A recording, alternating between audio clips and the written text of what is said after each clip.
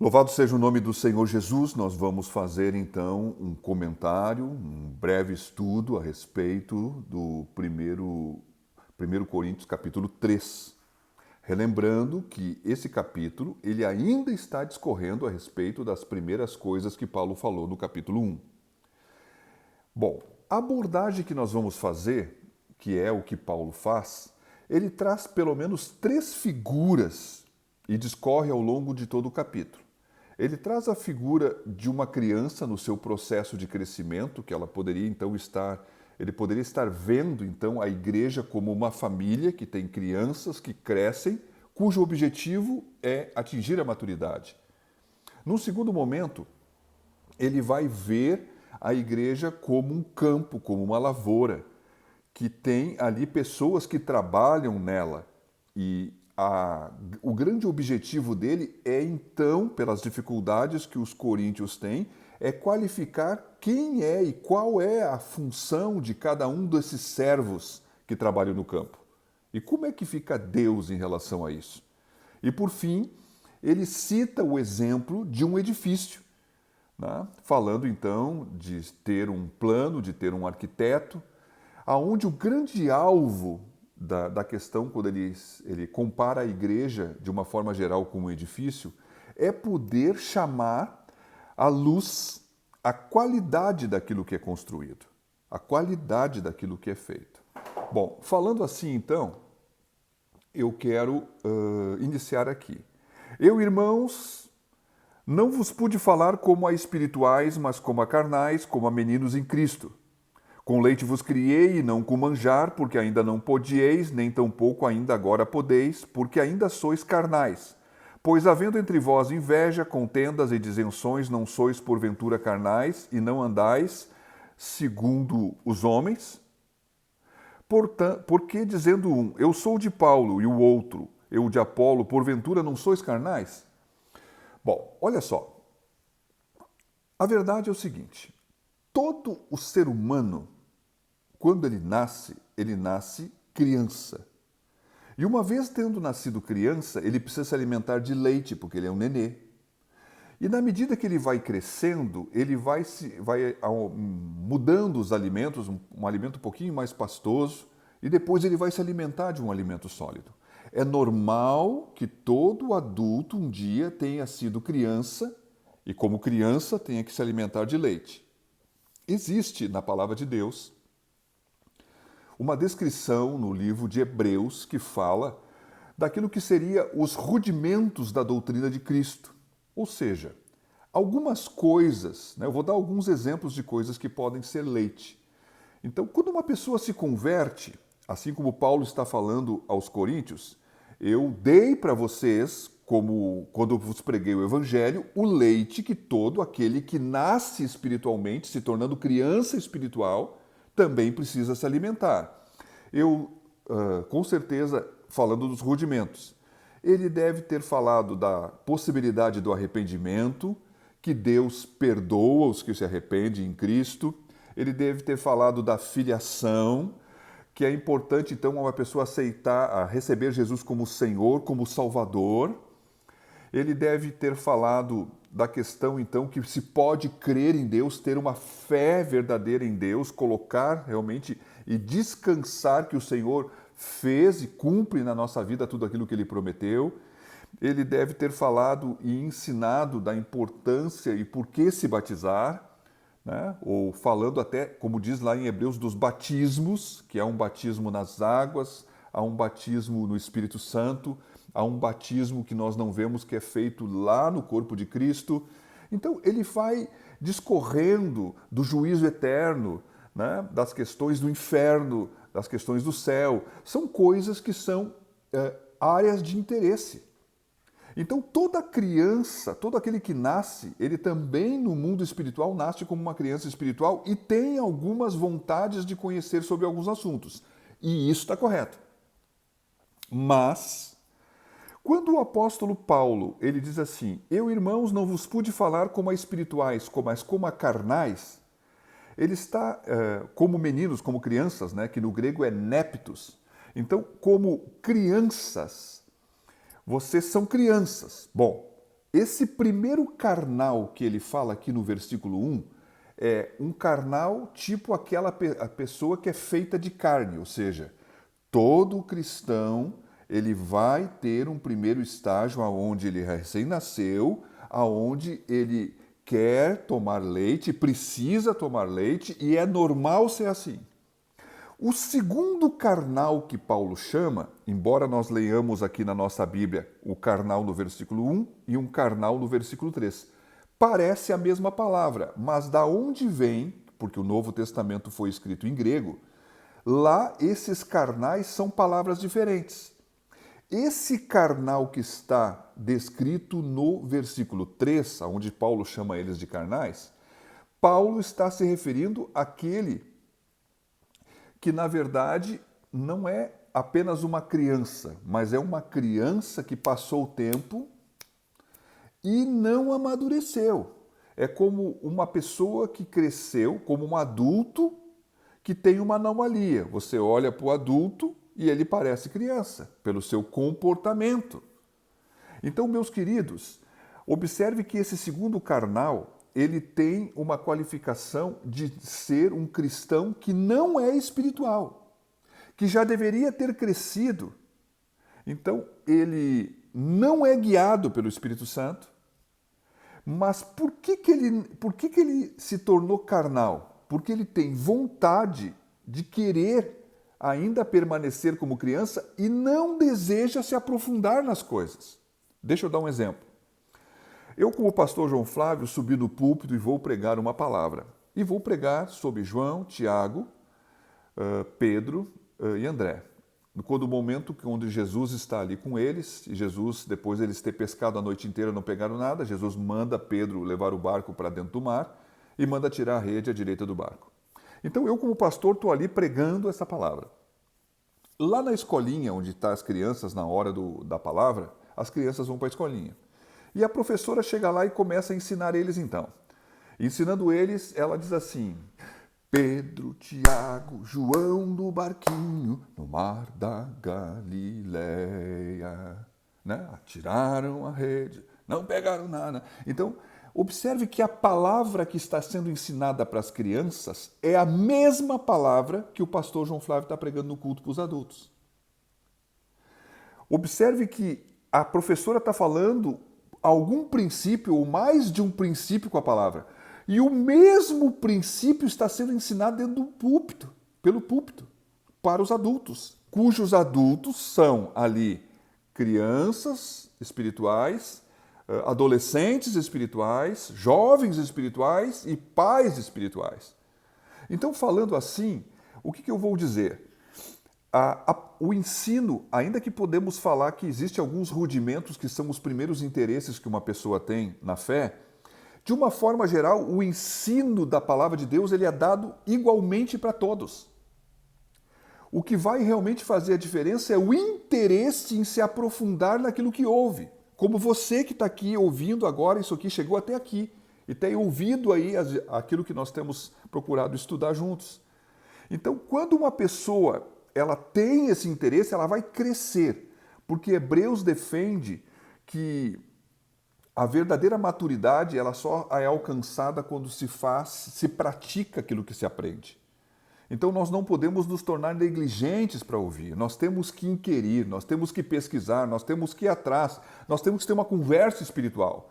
Eles, na verdade, estão sendo repreendidos por Paulo, e Paulo está dizendo o seguinte: olha, eu estou chamando vocês de crianças, estou chamando vocês de carnais, né? Não espirituais, não crescidos, porque vocês têm algumas características de crianças. E uma atitude de uma criança, de uma pessoa que não quis crescer, é andar na carne. Então, aonde há inveja, aonde há contenda, aonde há disenções, toda e qualquer pessoa que está sempre promovendo isso dentro da igreja, ainda que ela tenha 30 anos de fé, ela é, numa palavra grega, ela é um sarkikos, é um carnal que não é espiritual, que segue a vontade da carne e o curso do mundo, ainda que possa ser chamado de irmão. E Paulo não deixou de chamar eles de irmão aqui. Bom, andai segundo os homens. E eles, então, essa questão de fazer esse partidarismo que ele falou lá no capítulo 1, ou seja, uns são de Paulo, outros de Apolo, outros de Cefas, que é Pedro, e outros de Cristo. O apóstolo Paulo está voltando a combater a mesma coisa. Bom, falando assim, meus queridos, para não ser longo demais, eu vou caminhar aqui. Se você tem algum questionamento, alguma colocação, algo que eu não falei ou algo que eu falei que não ficou bem entendido segundo a compreensão que eu tenho, não sou o dono da verdade, mas você faça um comentário depois, para não ficar longo demais. Já deu aqui 10 minutos. Vamos continuar aqui para o segundo ponto. Então, o apóstolo Paulo diz assim, eu plantei... Não, vou ler o versículo 5. Pois quem é Paulo e quem é Apolo? Serão ministros pelos quais crestes e conforme o que o Senhor deu a cada um. Eu plantei, Apolo regou, mas Deus deu o crescimento, pelo que nem o que planta é alguma coisa, nem o que rega, mas Deus que dá o crescimento. Ora, o que planta e o que rega são um, mas cada um receberá o seu galardão segundo o seu trabalho, porque nós somos cooperadores de Deus, vós sois lavoura de Deus, edifício de Deus. Bom, aqui vai ter uma parte de ligação entre a lavoura e o edifício, que é o último assunto. Olha só, o apóstolo então ele está dizendo o seguinte, ele vai qualificar a questão dos ministros, porque dentre todas as pessoas que falavam, né, na cultura grega, e nós já falamos isso, que eles valorizavam muito as pessoas intelectuais, nós vemos aqui dois servos de Deus.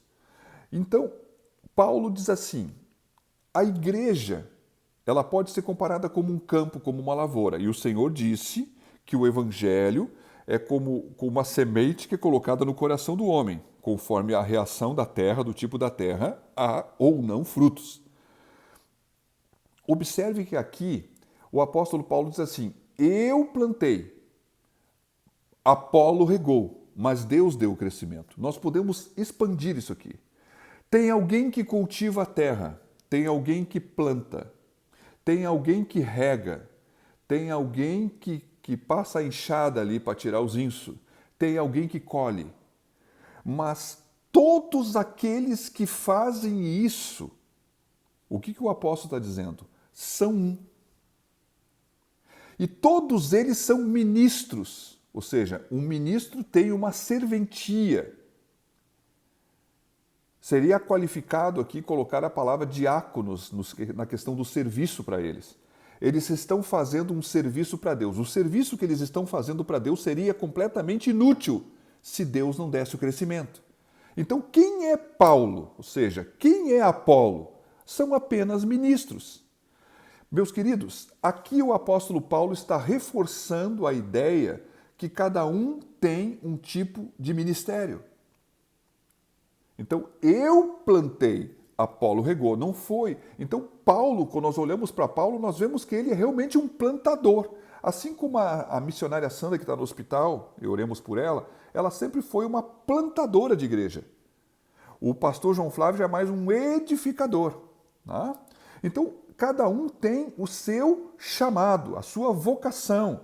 Mas, então, Deus aqui, pelo Espírito Santo, está reconhecendo a diversidade de chamados, mas ele também está identificando aqui que há uma cooperação. Olha só o que ele diz aqui embaixo. Ele diz assim, nós somos cooperadores, na verdade são colaboradores, são servos, são ministros. O trabalho de um é completado pelo trabalho de outro. E nisso, já falei num outro vídeo, as pessoas então tendo vocações diferentes na questão do chamado e tendo então, acham que aquilo que fazem, os outros não fazem, acabam criando uma nova igreja. Ou quem sabe essa situação da igreja, Paulo, Apolo, Cefas, né, Cristo, pudesse pelo menos dividir essa igreja em 4 partidos, ou 4 igrejas, e isso está completamente errado. As diferenças vêm de Deus para poder ter um complemento na igreja. Então, nós conseguimos ver aqui, nesse contexto, o apóstolo Paulo exaltando a Deus e colocando ele mesmo e Apolo ou qualquer outro ministro para que eles pudessem olhar para os ministros da maneira correta. porque existe uma tendência, né, que os ministros se tornem senhores das pessoas e as pessoas olhem e valorizem mais os ministros, como já falei ontem, do que a palavra que é pregada ou até a questão de servir e ser servo de Deus e ser servo de homens. Meus queridos, eu vou continuar aqui. O apóstolo Paulo, então, ele também diz aqui, uma coisa importante, eu não posso esquecer, que cada um vai receber o seu galardão, está começando a falar de galardão, segundo o seu trabalho, não segundo o seu fruto. Então, observe que Deus, ainda que a quantidade seja numa lavoura importante, Deus está mais interessado aqui, o apóstolo está falando de um princípio que ele aprendeu de Deus, falando da fidelidade em fazer aquilo que tem que ser feito. E aí ele vai entrar aqui no último ponto que diz assim: segundo a graça de Deus que me foi dada, pus eu como sábio arquiteto o fundamento e outro edifica sobre ele. Mas veja cada um como edifica sobre ele. Porque ninguém pode pôr outro fundamento além do que já está posto, o qual é Jesus Cristo. E se alguém sobre esse fundamento formar um edifício de ouro, prata, pedras preciosas, madeira, feno e palha, a obra de cada um se manifestará, na verdade, o dia a declarará, porque pelo fogo será descoberta, e o fogo provará qual seja a obra de cada um. Se a obra que alguém edificou nesta parte permanecer, este receberá galardão. Se a obra de alguém se queimar, sofrerá detrimento, mas o tal será salvo, todavia, como pelo fogo. Bom, meus queridos, aqui o apóstolo Paulo diz o seguinte: ele vai tratar agora do terceiro ponto, olhando a igreja como um edifício. Tá? Bom, vamos fazer uma diferença aqui. Quando nós olhamos a palavra de Deus, e mais um pouquinho à frente, em 1 Coríntios 6, o próprio apóstolo deixa muito claro que nós pessoalmente somos, o nosso corpo é o templo do Espírito Santo. E isso está absolutamente correto.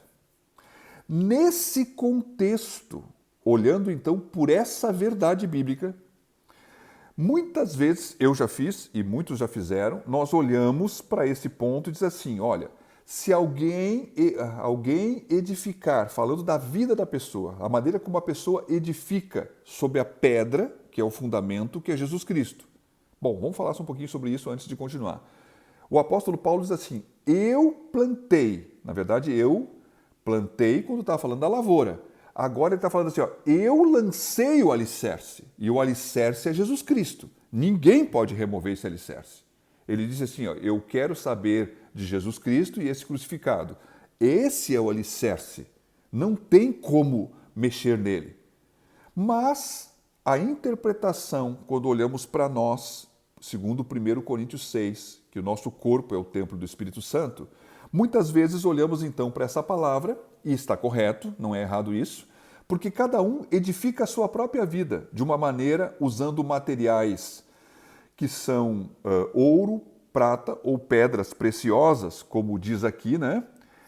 E como está falando de edificação, pudéssemos até pensar, quem sabe, em granito e mármore e não numa joia.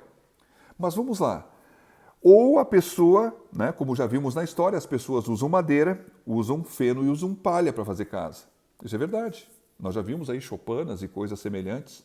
Mas a questão é o seguinte, a maneira, o tipo de material que a pessoa edifica, conforme a pessoa constrói e edifica a si mesmo. Cada um é responsável por edificar a si mesmo. Os coríntios não edificavam a si mesmo de uma forma pessoal e nem coletiva, na grande maioria. Por isso que ele chamou de carnais, porque eles não se aprofundavam. Então observe o seguinte, o ouro tem que cavar. Bom, a sabedoria, como diz lá no livro de Provérbios, tem que buscar, tem que se aprofundar. O ouro e a prata e a pedra preciosa, seja ela pedra preciosa ou granitos e mármores, que pudessem ser usados numa edificação, todos eles estão debaixo da terra. Bom, a madeira, a palha e o feno são coisas que estão, ainda que a madeira seja mais difícil às vezes de tirar, mas eles estão à flor da terra. Então, é como se o apóstolo estivesse dizendo assim, a diferença de materiais. Mas essa palavra, tendo nós como corpo, sendo o templo do Espírito Santo, nós colocamos que muitas vezes, então, está falando do indivíduo. Pessoal, uma coisa pessoal. Como cada um rege tudo aquilo que recebe, o quanto se aprofunda, o quanto realmente usa os materiais corretos para edificar a sua fé sobre a rocha que é Cristo. Então, quando alguém faz, e é assim que se diz, algumas coisas com a motivação errada, ou edifica com material errado, ele não, no momento que ele chegar no dia, e esse dia aqui seria o tribunal de Cristo, aonde todos os que vão chegar no tribunal de Cristo não vão chegar para serem salvos ou para serem condenados, porque já estão salvos. Só vai chegar diante do tribunal de Cristo os salvos. E o tribunal de Cristo é o lugar onde vamos receber a recompensa pelas nossas obras. Então, uma vez então que chegando diante do tribunal de Cristo, o dia que está sendo mencionado aqui, o Senhor com olhos de chama de fogo, ou como a própria palavra ensina, que a própria palavra de Deus é como um fogo, ele vai então olhar as obras de cada um para ver se elas foram feitas de uma maneira conforme o próprio padrão da Escritura. É possível que venhamos a fazer obras boas com uma motivação errada, né? Então, não há galardão nisso. Então, há muitas coisas, falando agora do indivíduo. O corpo, nosso corpo é templo do Espírito Santo. Então, há muitas coisas que serão queimadas. Haverá muitas surpresas, né? Muito antigamente, há 20 e poucos anos atrás, a missionária Maria contava uma história, que eu não sei se foi um sonho, se foi alguma coisa que se contava na igreja naquela época. Tinha um pastor que fazia muitas coisas, isso e aquilo, e coisa e tal, e não sei o quê, e se envolvia nisso e naquilo, e não se dedicava àquilo que Deus queria que ele estivesse fazendo. E tinha uma irmã lá que limpava o templo, e ela se dedicava profundamente a fazer bem feito aquilo. Era o serviço que ela tinha para Deus. E morreram os dois, então o pastor olha e está lá para receber o galardão diante do tribunal de Cristo. E ele olha assim, tem muitas coroas, né? Ele olha assim, uma coroa grande e diz assim, bah, essa é a minha. Essa é a minha. E, na verdade, na hora de receber a coroa, ele recebe primeiro, né? Então, vão lá e dá uma coroa para ele que é bem pequenininha. Porque muito do que ele fez foi com a motivação errada e ele não se focou no seu chamado. E aí o que acontece? A coroa grande que estava lá foi dada para a irmã, porque aquilo que foi dado para ela fazer, ela fez com todo o coração. Ela foi fiel no trabalho. Não segundo a conta dos homens, daquilo que os homens valorizam, mas segundo aquilo que Deus deu para cada um fazer. Isso é uma história. E falando ela, então, o meu corpo e o teu corpo é templo do Espírito Santo. Então, diante do tribunal de Cristo, cada um vai ter as suas obras julgadas. E cada um vai receber galardão.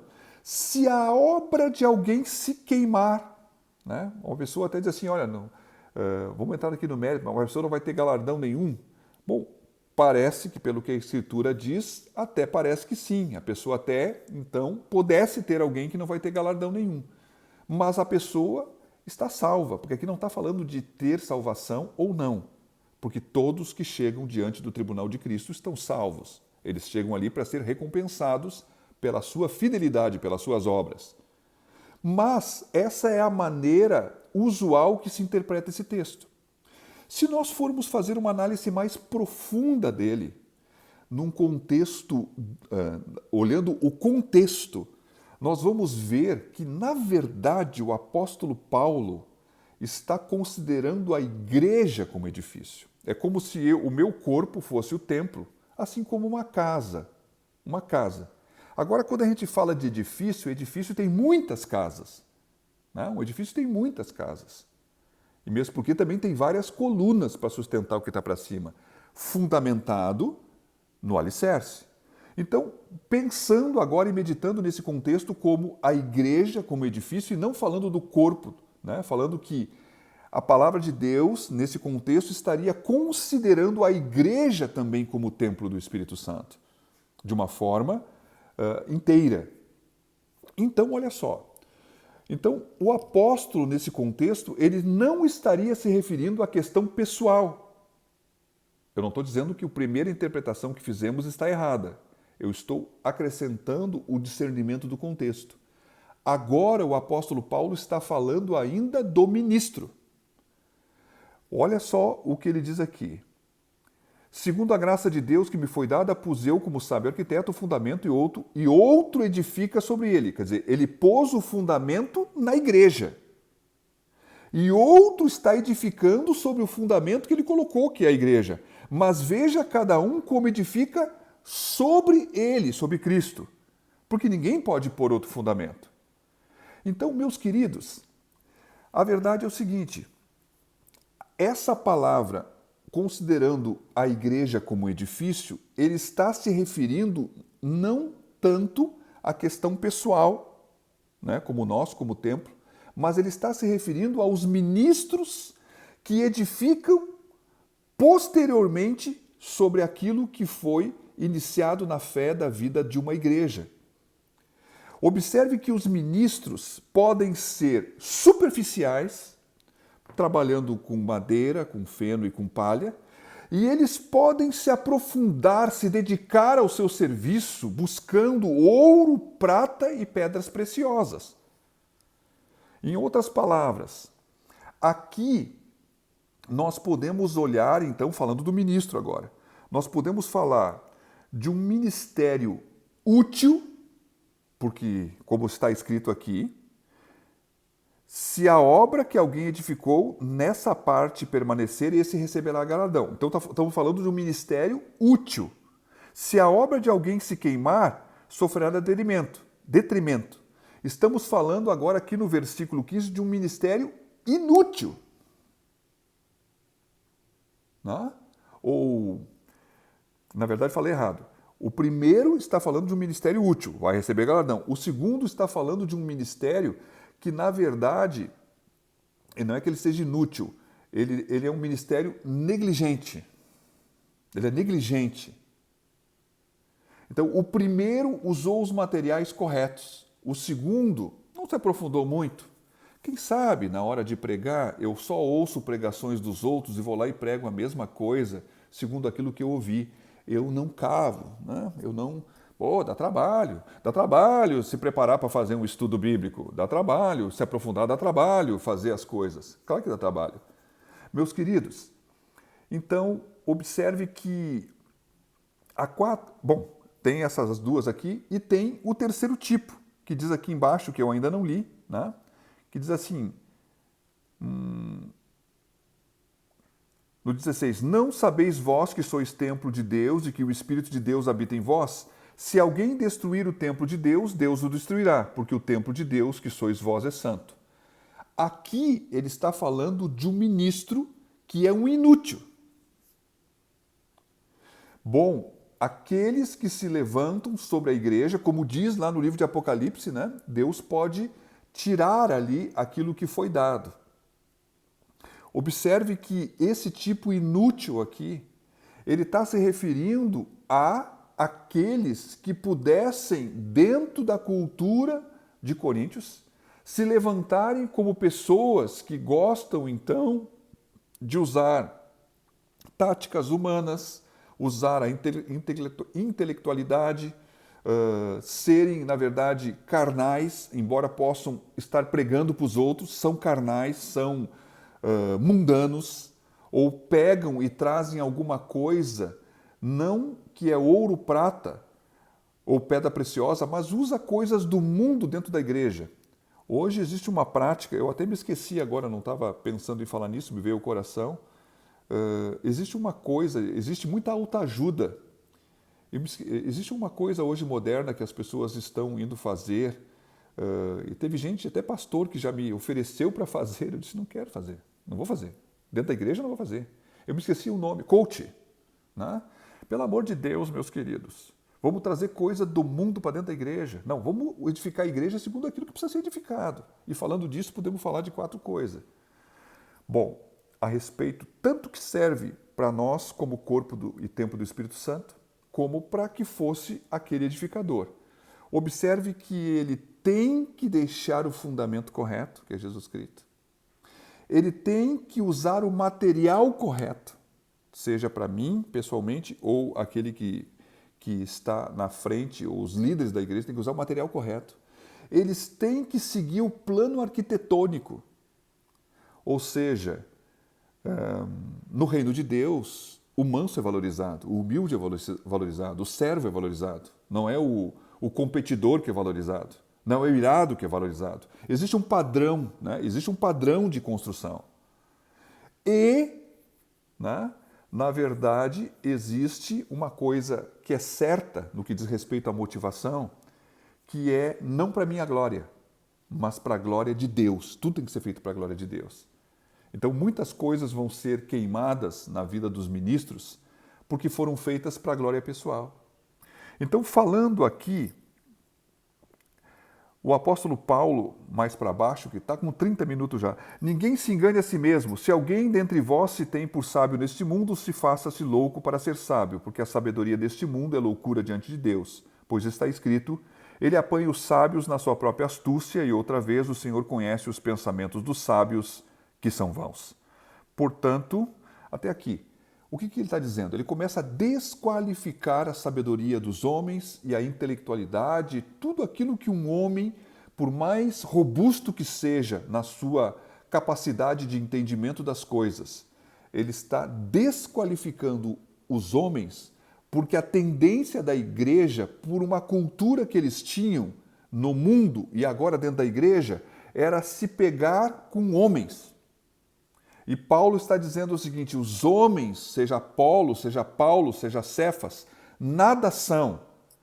O que realmente importa é que Deus que escolheu os homens, Deus que dá a semente, Deus que usa o que rega, Deus dá a água para regar, Deus usa e capacita graciosamente os seus servos. E os servos são vossos irmãos. Vocês não devem ter um sentimento de pertencer a eles, mas todos, inclusive eles, têm que ter um sentimento de pertencer a Deus. Todos são servos. E é por isso que ele termina dizendo o seguinte, portanto, ninguém se glorie nos homens, porque tudo é vosso, seja Paulo, seja Apolo, seja Cefas, seja o mundo, seja a vida, seja a morte, seja o presente, seja o futuro, tudo é vosso, e vós de Cristo, e Cristo de Deus. É importante que ele chegasse nisso aqui, para dizer o seguinte, eu não tenho mais tempo aqui, né? Não quero que seja longo demais, está aumentando o tamanho. Quem sabe eu vou começar a fazer menor, né? Menos tempo, menos conteúdo, para poder falar um pouco mais. Mas o apóstolo está dizendo o seguinte, todas as coisas, na verdade, estão debaixo do controle de Deus, Deus é Senhor de todas as coisas, inclusive até da morte. Se alguém morrer, a morte é só uma passagem para a eternidade, para estar com Deus. Tudo está no domínio de Deus. Todas as coisas colaboram para o bem daqueles que amam a Deus. E ele chega no final dizendo o seguinte, olha, tudo é vosso, inclusive o Paulo, o Apolo são vossos servos, né? E nós todos somos servos de Deus, e vós de Cristo e Cristo de Deus. Ele termina, então, porque alguns diziam, eu sou de Apolo, eu sou de Paulo, eu sou de Apolo, eu sou de Cefas, eu sou de Cristo. Existia como existe muito por aí. Nossa igreja aqui, nós somos servos de Cristo. Eu já falei isso no passado. Então, considerando-se dentro das igrejas o melhor biscoito do pacote, a nossa igreja tem ministros e todos nós somos irmãos, embora tenhamos placa diferente, desde que o fundamento seja o mesmo. E lá diante do tribunal de Cristo, nós vamos ver quem realmente foi mais fiel, não segundo aquilo que achava, mas segundo o que procurou não ver a igreja, quem sabe, como uma empresa, como fonte de lucro, né? O que realmente, como cada um levou e caminhou com as coisas, Cristo, com seus olhos de chama de fogo, vai purificar e dar galardão àquilo que merece receber galardão. Porque não podemos desenvolver esse pensamento e não podemos cultivar esse pensamento, que somos melhores. Nós somos servos. Assim como o Senhor é Senhor dos outros, também é nosso. E Ele só vai ser Senhor nosso se nós formos e reconhecermos a Jesus Cristo como Senhor e, consequentemente, como Salvador. Porque Jesus Cristo é Salvador daqueles dos quais Ele é Senhor. Que Deus te abençoe no nome do Senhor Jesus.